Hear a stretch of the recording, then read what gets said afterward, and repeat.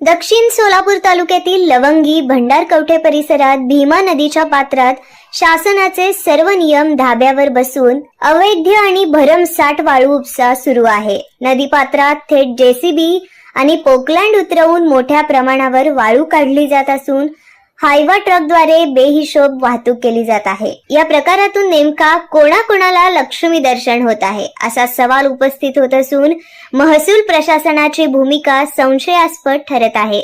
या वाळू उपशामुळे नदीचे पात्र खोल आणि रुंद होत असून मोठे खड्डे पडले आहेत. त्यामुळे निसर्गाचा ऱ्हास आणि भविष्यातील पुराचा धोका वाढत आहे.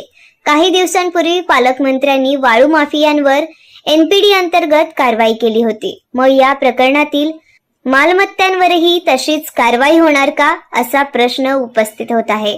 जर तात्काळ कारवाई झाली नाही तर प्रहार जनशक्ती पक्ष आणि शेतकरी संघटनेच्या वतीने भीमा नदी पात्रात महसूल मंत्र्यांचा पुतळा बुडवून आंदोलन करण्यात येईल असा इशारा प्रहारचे अजित कुलकर्णी यांनी दिला आहे.